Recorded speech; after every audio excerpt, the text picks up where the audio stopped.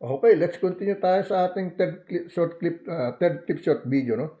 Sa ating daily bread, no? Sa ating daily bread devotion healing prayer, which is calling with the promised blessing sa ating the Holy 20,026, the Holy fifth month of the year, no? May 24, no? 24, okay? May 24, okay? Alright, now let me read Luke, no? Chapter 12, verse 12 to 16, no? Luke chapter 12, verse 12 to 16, okay? Here is the message, no?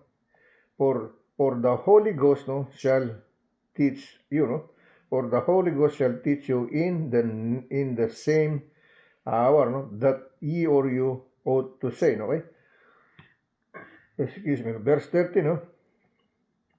And one of the company said unto him, no, Master, no, speak to my brother, no, that he divide the inheritance with me, no? Verse 14, and he said unto him, Man, no, also made me a judge, no, or a divider over you, okay? Divider over you, no? Verse 15, no? And he said unto them, no, take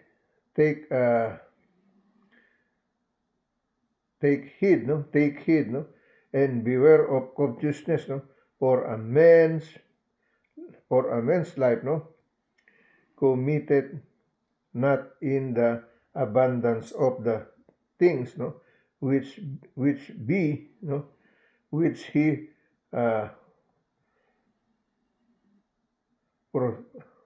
profess it, no, profess it. All right.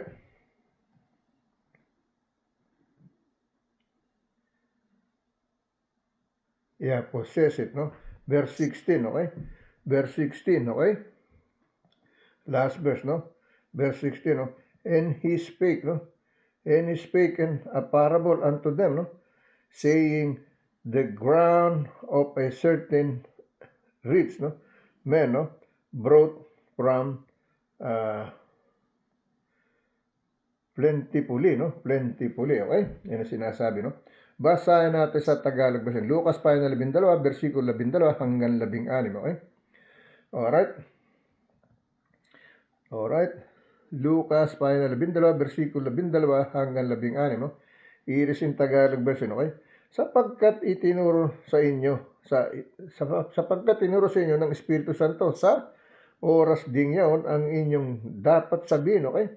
Itinuturo ng Espiritu, no? Sipin nyo yung tinuturo ng Espiritu. Yung kanina, yung second scripture natin, yun naghanda ako ng akin, pero itinuro ng Espiritu, eto, dito, basahin mo. So, hindi ko napansin agad. So, binabasa ko hanggang sa na-realize ko, hindi ito ang hinihanda ko, pero itong gusto ni Lord na basahin ko. So, yun nangyayari, okay? Yun. Kasi I'm not alone here, remember, no? I'm not here to be alone and pretending myself, lift up myself, no. I'm here because of Him. Tandaan niyo pa, nandito ako dahil sa Diyos, okay? So, basahin ulit natin yung versikulo, no? Lucas 5:12, versikulo 12 hanggang 16, no? Sapagkat itinuro sa inyo ng Espiritu Santo sa oras ding yaon, no?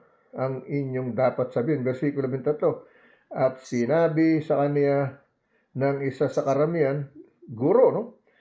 Iutos mo sa aking kapatid na bahagyan ako ng mana, no? Versikulo 14, dadapat sinabi sa kanya, lalaki, no? Sino ang gumagawa ng aking hukom, no? O tagapagmahagi sa inyo, okay? Ang sabi, dadapat sinabi sa kanya, lalaki, sino ang gumagawa sa aking hukom o tagapamahagi sa inyo, no? Versikulo 5, at sinabi niya sa kanila, magsimasid, no, kayo, at kayo'y mag-ingat sa lahat ng kasakiman, no, sapagkat ang buhay ng tao ay hindi sa kasagana, no, ng mga bagay na tinatangkilik niya, no? Ito, no, pakinggan natin mabuti ito, no? At sinasabi niya sa kanila, no, magmamasid kayo at kayong mga ingat sa lahat ng kasakiman, sapagkat ang buhay ng tao ay hindi sa kasaganaan ng mga bagay ng tinatangkilik niya, no? Bersikulo 16, at nagsaysay siya sa kanila ng isang talinhaga, no? Na sinasabi, no? Ang lupa ng isang taong mayaman ay namumunga ng sagana, no? Ang sabi, ang sabi ito, at nagsaysay siya sa kanila ng isang talinhaga na sinasabi, ang lupa ng isang taong masagana ay namumunga ng sagana, okay? No? Ng isang mayaman ay namumunga ng isang sagana, no? Ang sabi, ulitin natin, no? At versikulo 16, no? Sa ating Lucas 5:12, versikulo 16, ang sabi rito, no? At nagsaysay siya sa kanila ng isang talinhagang sinasabi, no? Isang talinhaga na sinasabi, ang lupa ay isang taong, no? Ang lupa ng isang taong mayaman ay sumasagana ng sagana, okay? No? Namumunga ng sagana. Versikulo 17. At iniisip niya sa sarili na sinasabi, ano ang gagawin ko, no? Sapagkat wala akong mapaglagyan ng aking mga inaning bunga, okay? Inaning bunga, okay? So wala siya mapagdala, no? Kasi hitik-hitik na. Doon sinasabi doon sa versikulo 27 na tayo, okay? Now, let me read this in Spanish, okay? Okay, let me read this in Spanish, no? Sa ating Lucas, sa Spanish, Hechos, Kapitulo 12, versikulo 12 hanggang 16, no? Y habiendo considerado esto, ¿no? Y luego casa de María, la madre de Juan, ¿no? El que tenía por sobrenombre Marcos,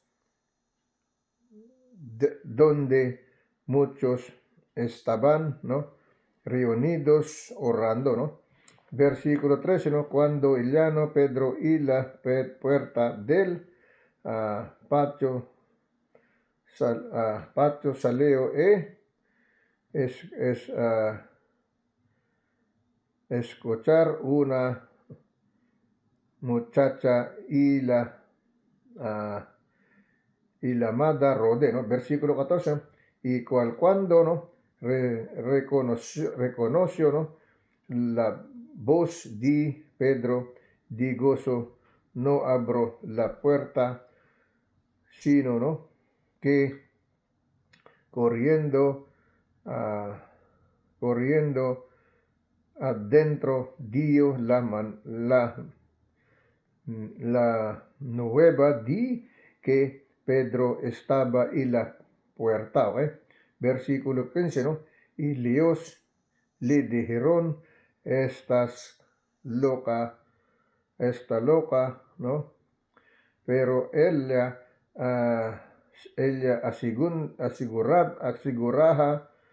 aseguraba, ¿no? Que así era. Entonces ellos decían eso ángel, ¿no? Yan ang sinabi. Versículo 16, ¿no? Mas Pedro persista en el mar, y cuando abrieron y la vieron, si cuidaron antonitos, okay? Yan ang sinasabi, no? Alright, basahin natin 17, kasi umabot sa 17, no? Eto, no? Pero él, haciéndoles con la mano, señal de que callesen, cuanto, ¿no? Como el Señor la había sacado de la cárcel, y dijo, yan ang sinasabi, no? Y dijo, haced saber esto Jacobo y los hermanos, y salió y se fue otro lugar, okay? Yan ang sinasabi, no? Basahin natin yung English niya, no? But he belonging all unto them with the head to hold their peace, no? Declared unto them how the Lord had brought him, no? out of the prison, and he said, Go, no? Go show, no? Go show these things, no, unto James, no, and to the brethren, no, and he departed and went unto another place, okay? Umalis siya at nagpunta sa ibang lugar, okay? Iyon yung sa ating verse 17, okay? Now, let's go to the other scripture chapter and verse, okay? Dito tayo sa Romans na tayo. Romans chapter 8, verse 33 hanggang 39, no? Verse 33 hanggang 39. Romans chapter 8, verse 33 hanggang 39, okay? Okay, dito tayo sa ano, no? Romans chapter 8, verse 33 hanggang 39, okay? Talagang didiliman na ako, okay? So, saglit, adjust natin yung liwanag dito sa likod ko. Okay, let me continue sa ating Romans chapter 8, verse 33 to 39, no? So, I hope nakatulong yung liwanag sa likod ko. Tinaas ko yung blinds, no? So, dito tayo, no? Verse 33 to verse 39, no? Sa ating Romans chapter 8, verse 33 to 39, no? Who shall lay anything, no, to the charge, no? Who shall lay anything to the charge of God, no? Elect, no? It God's that justified, no? Verse 34, no? Who is he that commanded, no? It is Christ, no, that died, no? Yea, rather, no, that is risen, no, against who is risen and the right hand of God, no, who also make it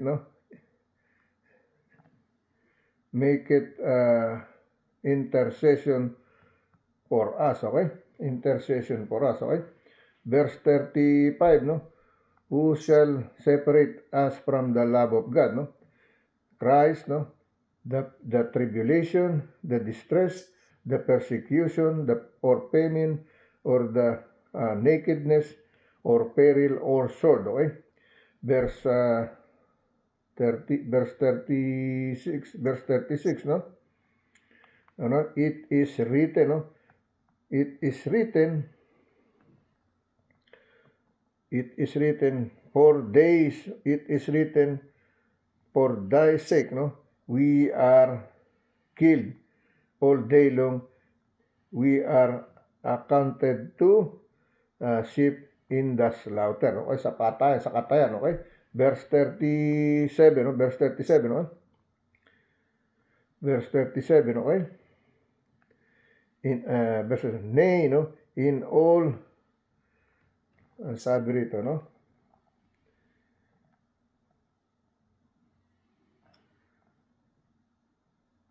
Nay, in all these things, no? We are more than conqueror, no? Through him, no? That love us, no? We are more than conqueror to thee on love us, no? Saglit lang, no? Okay, let's continue tayo sa ating Romans chapter 8, no? Verse 37, no? 37, no? Balikan natin, no? Nay, no? In all these things, no? We are more than conqueror through him shall love us, okay? Verse 38, no? For I am persuaded that neither, no, death nor life, nor angels, nor persecution, nor principalities, no, nor power, nor things, nor present, no, nor things to come, okay? Verse 39, no? Nor height, nor depth, nor any other creature, no, shall be able to separate us from the love of God which is Christ Jesus our Lord. Okay? Yan po. Pinagpahinga ako ng konti. Nilabas ko yung aso, no? Pinahinga ko ng konti ay mata. Kasi talagang napapagod, nahirapan. Okay? Now, let me read in Tagalog version. Okay? sa ating Tagalog, mga taga-Roma, pahina 8, versikulo, talata, 33 hanggang 39, okay? Ito po sa Tagalog version, okay? Sino ang magsasakdal, no? Sa anuman laban sa mga hinirang ng Diyos, no? Ang Diyos ang umaring ganap, okay? Sino ang magsasakdal sa anuman, no? Sino magsasakdal ng anuman laban sa mga hinirang ng Diyos, no? Nahihirang lang tayo, natatawag lang tayo, no? Hindi tayo dito nagmamalaki, nagmamapuri, nagyayabang kung hindi natawag tayo. Kaya nandito ako sa inyo, nag-aalay sa Kanya at iniaalay ko rin sa iyo. Kasi yun ang gusto niyang gawin ko. Yung sinasabi niyang, mamuhay kang tulad ko, lumakad ka sa lakad ko, bitbitin mo ang iyong cross, sumunod ka sa akin, no? Sa kaligtasan ng iyong kaluluwa. Yan ang ibig sabihin nun, okay? Hindi tayo ligtas dahil tayo mayaman na, marami tayong pera, marami tayong ari-aran, bahay, lupa, barko, eroplano, etc. etc. Hindi tayo doon maliligtas, okay? Okay? Sabi sa versikulo 33, no? Sabi, no? Sino ang nagsasakdal ng anuman laban sa mga hinirang, no? Ng Diyos, no? Ang Diyos ang umaring ganap, no? Versikulo 34, sino ang hatol? Si Kristo Jesus na namatay, no? Namatay. Oo, diyaong nabuhay na maguli sa mga patay na siyang nasa kanan ng Diyos Ama, siyang namang na mamagitan dahil sa atin, okay? No? When we die, He is the one who's going to be mediator. He is in the midst of us, no? In judgment. No? Siya yung ating taga-alalay, no? Pag tayo namatay sa kabilang buhay, may buhay tayo doon tayo may buhay na walang hanggan, doon tayo walang kamatayan na. Sa katawan natin, may kamatayan tayo. Pero pagdating na sa kabilang buhay na iwan ng katawan, doon tayo may buhay na walang hanggan, doon tayo magdudusa kung may pagdudusahan, okay? Kung tayo na may sumuko sa Diyos, sumunod tayo sa Kanya, siguro hindi na tayo magdudusa, no? Ang ating kaluluwa, ang pinag-uusapan, okay? Versikulo 30, no? Ang sabi ito, sinong namamagitan sa atin, no? Dahil sa atin, no? Siyang namamagitan. Sabi rin sa versikulo 34, sino ang hahatol? Si Kristo Jesus na namatay. Oo, yung nabuhay na maguli sa mga patay na siyang nasa kanan ng Diyos na siyang namamagitan dahil sa atin. Versikulo 35, sino ang maghihiwalay sa atin sa pag-ibig ng Diyos, no? Sa pag-ibig ni Kristo, no? Ang kapigatian o ang kahapisan o ang pag-uusig o ang kagutom o ang kahubaran o ang panganib o ang tabak, okay? Yung mga bagay na yun, pwede maghatol sa atin, okay? Versikulo 35, gaya ng nasusulat, oh, dahil sa iyo'y kami pinatay, no? Sa buong araw, no?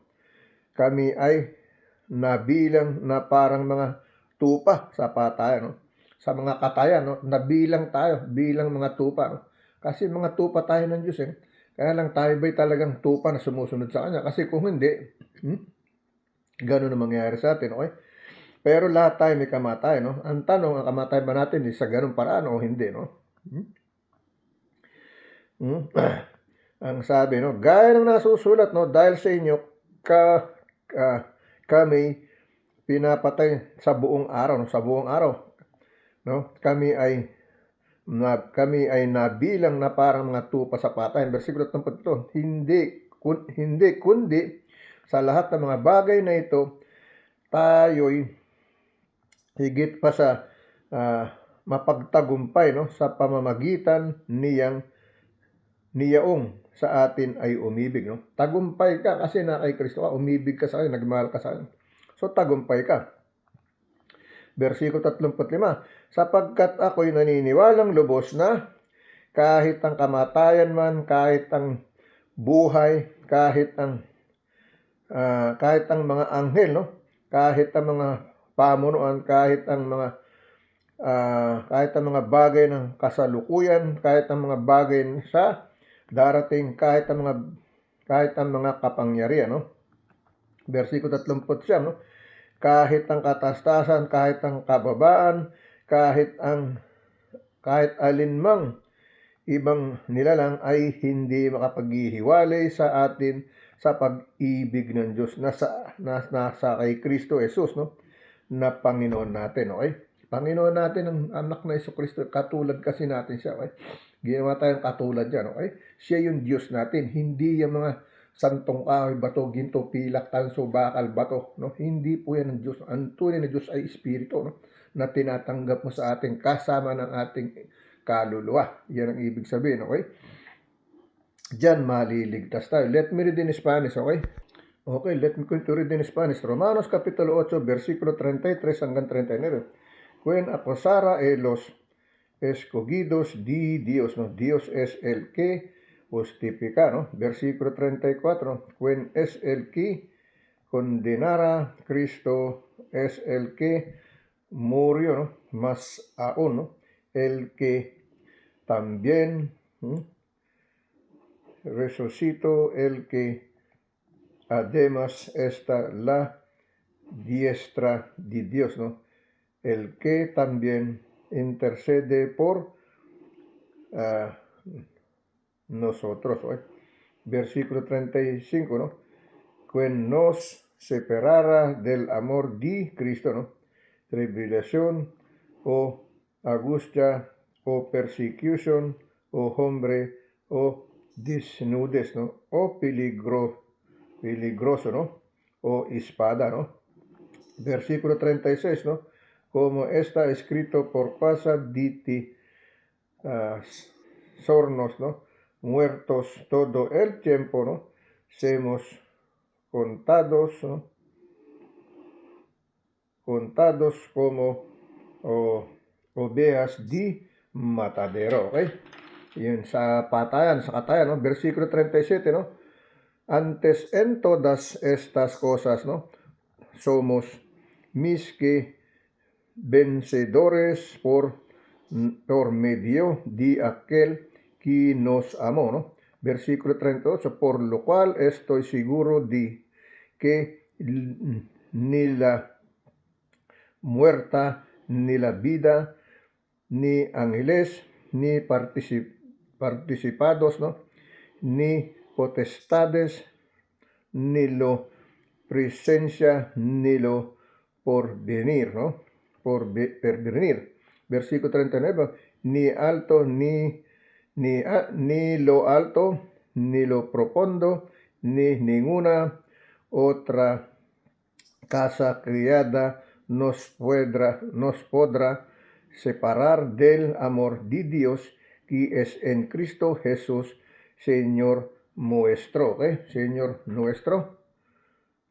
Señor nuestro, okay? Yan ang sinasabi ng ating Romans Kapitulo 8, versikulo 33 hanggang 39. Let's go to the other scripture chapter verse. Dito tayo sa ating Romans chapter 10, verse 9 to 30, no? Romans chapter 10, verse 9 to 30, no?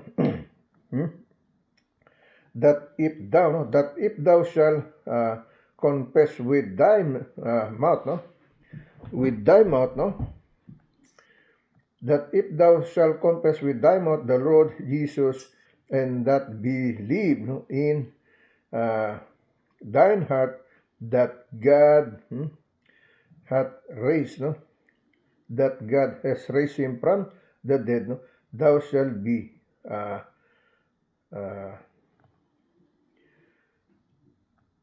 served, that thou shalt be saved, okay? Verse 10, okay? Verse 10, okay? For with the heart man, no?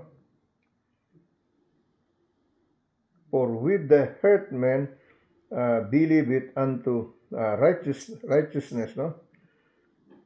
Unto righteousness, and with the mouth, no, of compassion it made also salvation, no?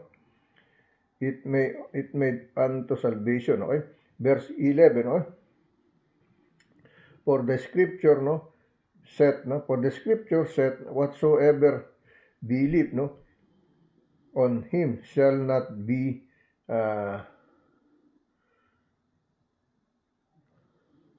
ashamed, okay? Verse 12, no, for there is no difference between the the Jew and the Greek, no, that their land over as it reached unto all that call upon him. Okay? Sinasabi, no? Verse 13, last verse, no? For whatsoever shall call upon the mind, no? For ever shall call upon the name of the Lord shall be saved. Okay? Ang sino daw tumatawag na lang sa pangalan ng Panginoon Diyos ay maliligtas, no? Basahin natin sa Tagalog yan. Mga taga-Korinto, pahina 10, versikulo 9 hanggang 13, no? Nahihirapan tayo, okay lang, ganun talaga, may sakripisyo, no? Hindi pwedeng wala, no? Yung nahirap ko, walang kwenta yung hirap ko, nahihirapan naman ako, nagsasakripisyo, pinipit ko mabasa, mahiya ako, hindi. Kasi si Kristo, nung mahirapan, mas grabe pa sa hirap ko. Tandaan niyo po, no? Kaya susuko, no? Katulad ko, hindi susuko, no? Kasi alam ko na kay Kristo ako, si Kristo yung nasa akin, no? Magkasama na kaming dalawa, no? Hanggang sa pumikit ang mata ko, okay? Nasa kanya na ako, naisuko na sarili ko sa kanya, no? Kailangan akong mamuhay na katulad niya, lumakad ako sa lakad niya, bitbitin ko, kursumund ako sa kanya. Ganun po yan, okay? Alright? Hindi ko pwedeng ikumpara itong hirap ko, nararanasan ko to, sama ng loob ko, ganito, ganun. Hindi. Kasi kulang na kulang pa to. Wala pa to sa katiting ni sa dalawang guhit ng hirap na dinanas niya para sa atin, sagipin tayo sa pagkakasala natin, okay?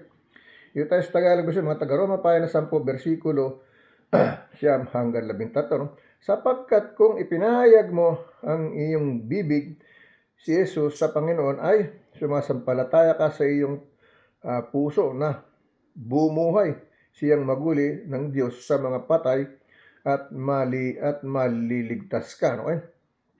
Versikulo 10, no? Sapagkat ang taong nananampalataya ng puso, no?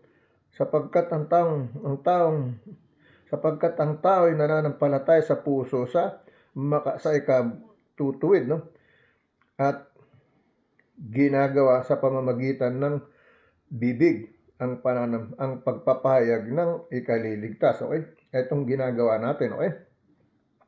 Versikulo 11, no? Sapagkat sinasabi ng kasulatan, ang lahat ng sa kaniya'y nagsisampalataya ay hindi mapapahiya. Okay?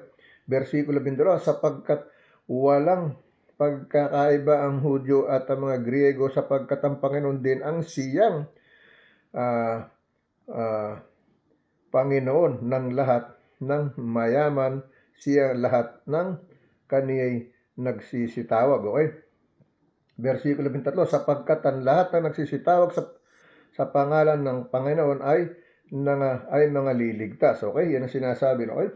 Now, let's go to let's read in Spanish. Okay? Okay, let me continue read in Spanish. No? Romanos Capítulo 10, versikulo 9 hanggang 13. No? Y David dice, será vuelto, no? Si converten, no? Trampa y en red y tropezadero y en retribución, okay? Versikulo 10, no? San oscurecidos, no? Sus ojos para que no bien, no? Y agobiales la espalda para siempre, no? Versikulo 11, no? Digo, pues han tropezado los di Israel para que cayesen en ninguna manera, pero por su transgresión vino la salvación y las gentiles para provocarles cielos, ¿no? Versículo 12, ¿no? Hice su transgresión y la riqueza del mundo y sa defección la riqueza de los gentiles, ¿no? Cuanto más su plena restauración, ¿no? Restauración, ¿no? Restauración, ¿no? Versículo 13, porque vosotros hablo gentiles, ¿no? Gentiles, ¿no? Por cuanto yo soy apostol la gentiles honro mi ministerio. Okay? Let's go to the last one. Okay? Last one. Okay? Okay, no? Kahit nahihirapan tayo, kailangan tapusin natin. Okay? Revelation chapter 16 verse 13 to 17. No? Itong sinasabi rito, no, sa 13. No? And I saw throne unclean, no, spirit that both, no, come out of the mouth of the dragon, no, and out of the mouth of the beast, no, and out of the mouth of the fake prophet. Okay? Verse 40, no, for they are the spirit of the devils, no, working miracles, no, with go pound unto the kings of the earth and of the whole world, no? So gather them to the battle of the great day, no, of God Almighty, no? Okay?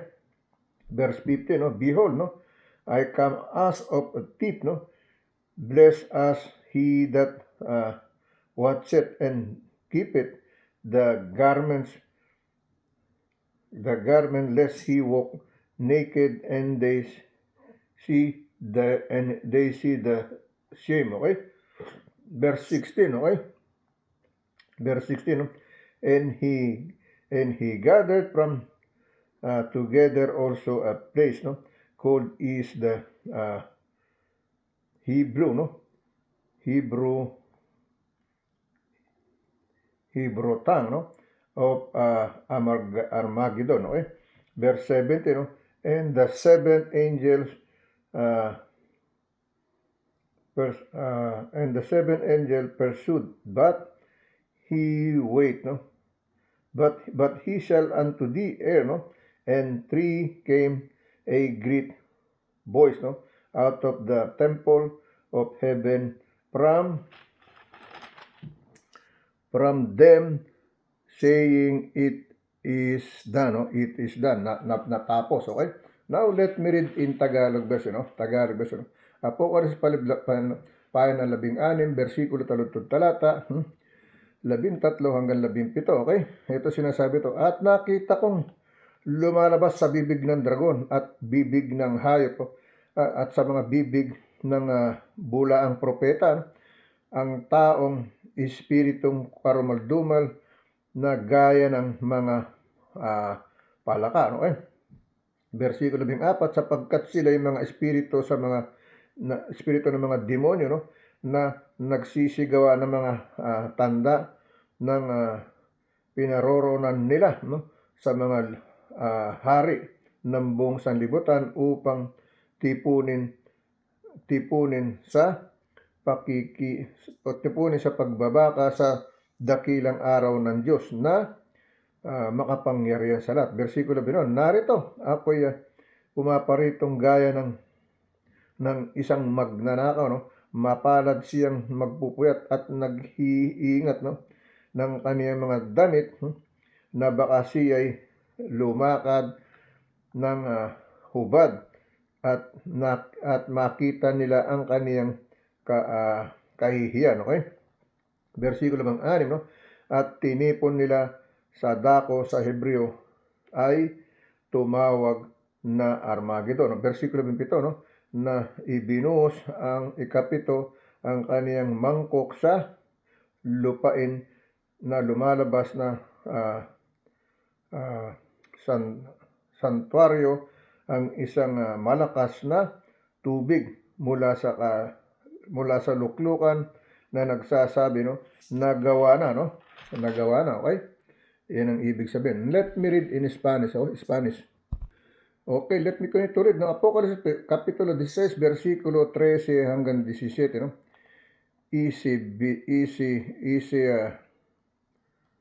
Salir de la boca, no, del dragon y de la boca de la bestia y de la boca del falso, no, profeta, tres espíritus, no, inmundos manera di ranas, okay?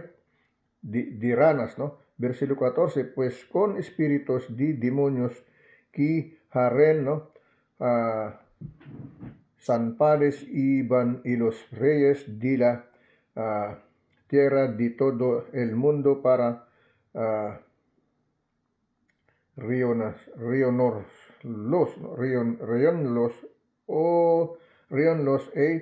ah, batalla de aquel grande del Dios todopoderoso. Okay? Versículo 15, ¿no? Y aquí yo vengo como ladrón, bienaventurados el que vela y guarda sus rogas para que nos ande desnudos, ¿no? Y verán su vergüenza, ¿no? Vergüenza, versículo 6, ¿no?